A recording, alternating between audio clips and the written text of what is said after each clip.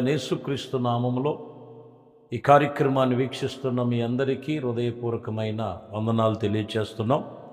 పరిశుద్ధ గ్రంథములో నుంచి జకరియా గ్రంథములో 4వ అధ్యాయం 7వ వచనం చదువుతున్నాం. గొప్ప పర్వతమా, జెరుబ్బాయేలును అడ్డుగించుటకు నీవు ఏమాత్రము దానవు, నీవు చదును భూమిగా అగుదువు. కృప నీకు కలుగునుగాక, కృప నీకు కలుగునుగాక. జనులు కేకలు వేయగా అంతటా ఇదిగో పైన తీయబడినట్లుగా వారు తీసినట్లుగా వాక్యము చెప్తున్నటువంటి విషయములో జెరుబ్బాయేలును అడ్డుగించుటకు నువ్వు ఏమాత్రము దానవు, కృప నీకు కలుగునుగాక అని గొప్ప పర్వతముతో మాట్లాడినట్లుగా మనం ఈ వాక్యములో చూస్తున్నాం. చూడండి, మించిపోయినటువంటి కొన్ని సమస్యలు, కొన్ని పరిస్థితులు ఉంటాయి. కానీ దేవుని కృప మనకు తోడై ఉండాలి. దేవుని కృపలో పరిశుద్ధపరచబడినప్పుడు దేవుని యొక్క వాక్యం చెప్తున్నటువంటి విషయములో ఎటువంటిదైనను కూడా సదును భూమిగా ఆయన చేయగలిగినటువంటి గొప్ప దేవుడై ఉన్నారని మనం తెలుసుకోవాలి. జకరియా గ్రంథములోని 4వ అధ్యాయం 8వ వచనంలో యెహోవా వాక్కు మరలా నాకు ప్రత్యక్షమయ్యేలాగు సెలవిచ్చినని రాయబడి ఉంది. చూడండి, దేవుని వాక్యం ఇది. ఈ ఉదయకాలము వాక్యం చెప్తున్న మాట, నీకు ఎటువంటి సమస్యలు, ఎటువంటి పరిస్థితులు ఉన్నా, ఎటువంటి దానికి నువ్వు భయపడద్దు. కానీ అది నీకు మించిపోయినటువంటి పర్వతముల వలె ఉన్నప్పటికీ వాటిని సదును భూమిగా చేయగలిగిన సమర్థుడు, శక్తి కలిగిన దేవుడు మన ప్రభు అయిన యేసుక్రీస్తు అని మనం తెలుసుకోవాలి. యెషయా గ్రంథంలో మీరు చదివితే 10వ అధ్యాయం 17వ వచనంలో ఇజ్రాయేలీయుల యొక్క వెలుగు అగ్ని అతను పరిశుద్ధమై అంతా కూడా పరిశుద్ధ దేవుని యొక్క జ్వాలలుగా మరి వారి ఎదుట నిలిచినట్లుగా రాయబడి ఉంది.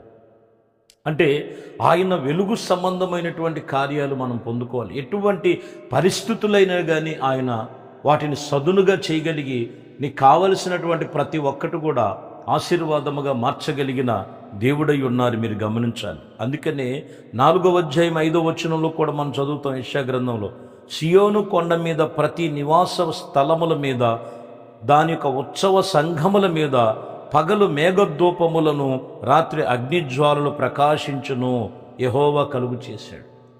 ఎక్కడ ఎప్పుడనంటే ఉత్సవ కాలం అనేది మనం జ్ఞాపకం చేసుకోవాలి. ఇక్కడ ఉత్సవ కాలం అనేది దేవుణ్ణి ఆరాధించేటువంటి సమయం. దేవునికి ప్రత్యేకంగా కలుగు చేసుకొని మనము ఆదివారం ఆరాధన కావచ్చు, ప్రత్యేక ప్రార్థన కూడికలు కావచ్చు, ఇవన్నీ ఉత్సవ కాలమున దేవునితో మనము నిబంధన కలిగినప్పుడు ఆయన పరిశుద్ధ సంఘము మీద అగ్నిజ్వాలలు, ఆత్మ సంబంధమైనటువంటి వాటిని కలుగు చేస్తారు. ఈరోజు మనం గమనించాలి, దేవుని వాక్యము పరిశుద్ధమైనటువంటి దేవుని మాటలో ఆయన పరిశుద్ధుడు, నిన్ను విమోచించువాడు, ఆయన ఎటువంటిది కూడా నీకు మించిపోయినటువంటి ప్రతి పరిస్థితుల నుంచి చక్కపరచగలిగిన దేవుడు.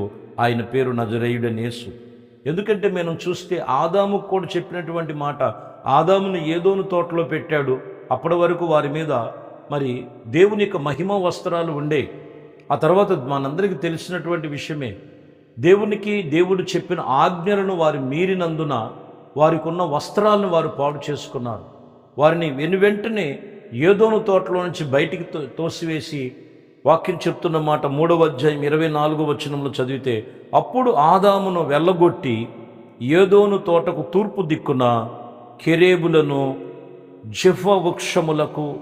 జీవవృక్షములకు పోవు మార్గమునకు కంచి వేసినట్లుగా, అంతటా తిరుగుచున్నట్లుగా ఖడ్గజ్వాలలు నిలిపినట్లుగా రాయబడి ఉంది.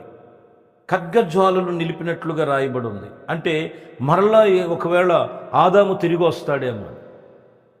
ఎందుకనంటే పరిశుద్ధ స్థలం అది, అపవిత్రపరచబడినటువంటి పరిస్థితులు వచ్చేసింది.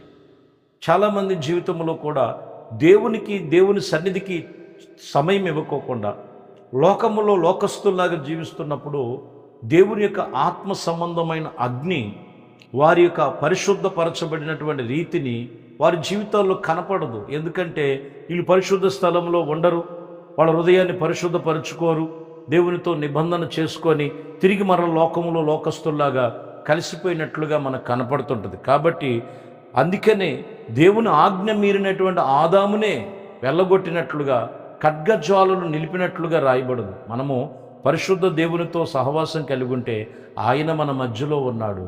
ఇక్కడ మనం చూస్తే ఆయన మన మధ్యలో ఉండి పరిశుద్ధ స్థలములో సంఘాన్ని పరిశుద్ధపరిచేవాడు. ఇదిగో నీకు మించిపోయినటువంటి జెరుబ్బాయేలు గొప్ప పర్వతమా, అది నీ మీద ఏలుబడి చేయటానికి ఏమాత్రం కూడా అది సరిపోదు, దాన్ని సదును భూమిగా చేసినట్లుగా మన మూలవాక్యములు చూసాం.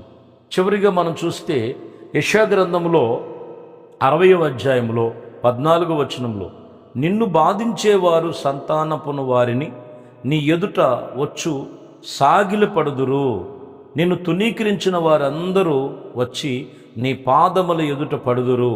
యెహోవా పట్టణములను ఇజ్రాయేలు పరిశుద్ధ దేవుని సియోనులో నీకు పేరు పెట్టబడుదురు. చూసారా, ఎటువంటి సమస్యల మధ్యలో ఉన్న దేవుని మీద నువ్వు ఆధారపడు. నిన్ను బాధించేవారు ఉండొచ్చు, నీ మీద లేనిపోయినటువంటి మాటలు రువిన వారు ఉండొచ్చు, కానీ ఇక్కడ చెప్తున్న మాట, నిన్ను బాధించే వారి యొక్క సంతానము వారిని నీ యొద్దకు వచ్చెదరు. వారు నీ ఎదుట వచ్చి సాగిలపడి, ఎవరైతే నిన్ను పనికిరాదు తునీకరించారో వారు నీ పాదముల ఎదుట పడేటట్లుగా, ఇదిగో దేవుడు పరిశుద్ధ దేవుడు వారికి పేరు కలిగేటట్లుగా చేస్తానని చెప్పు. కాబట్టి ప్రియమైన దేవుని బిడ్డలారా, ఏ సమస్యలో ఉన్నావు, ఏ పరిస్థితుల మధ్యలో ఉన్నావో, నీ కుటుంబం ఒక్కసారి ఎంత గొప్ప పర్వతముగా ఉన్నా అది నిన్ను ఏమీ చేయలేదు. దేవుని యందు, ఆ పరిశుద్ధ దేవుని యందు నువ్వు నిబంధన కలుగుండు, సదును భూమిగా చేస్తాడు, విమోచన కలుగు చేస్తాడు. చివరిగా చెప్తున్న మాట, ఎవరైతే నిన్ను తునీకరించారో, ఎవరైతే నిన్ను బాధించారో వారిని నీ ఎదుటి నిలవబెట్టి వారిని ఏం చేస్తున్నారంట, సాగిలిపడేటట్లు చేస్తాడు. ఎటువంటిది నిన్ను ఏమీ చేయలేదు. దేవుడి మీద నువ్వు ఆధారపడి ఉండు. నీ హృదయము దేవునికిచ్చి నీ కుటుంబముతో కలిసి నిన్ను నీవు పరిశుద్ధపరచుకో. పరిశుద్ధ దేవుడు నీకు సదాకాలము నీ కుటుంబానికి తోడయుండి ఆయన కృపలో నిన్ను బలపరిచి నడిపించునుగాక. ప్రార్థన. పరిశుద్ధుడా, ప్రేమ కలిగిన తండ్రి, మహోన్నతుడా, మహోపకారి, మీకు వందనాలు. ఇచ్చిన సమయమును బట్టి ఉదయకాలము వాక్యం విని ప్రార్థనలో ఏకీవిస్తున్న ప్రతి కుటుంబాలను కూడా దీవించి ఆశీర్వదించి ప్రభువా, మరి ప్రతి ఒక్కొక్కరిని కూడా నీ చేతులకు అప్పగిస్తున్నాం. ఎక్కడ వారికి మించిపోయిన సమస్య, మించిపోయినటువంటి పరిస్థితుల మధ్యలో ఉన్నారు, వాటి నుంచి విడిపించి నడిపించి తప్పించి నీ ఆత్మచేత అభిషేకించమని సమస్తమును మీకే అప్పగిస్తూ సర్వమహిమ ఘనత ప్రభావాలు మీకే పొందుకోమని యేసుక్రీస్తు పరిశుద్ధ నామములో ప్రార్థించి వేడుకొనుచున్నాము తండ్రి. ఆమేన్. దేవుడు మిమ్మల్ని దీవించి ఆశీర్వదించునుగాక. ఆమేన్.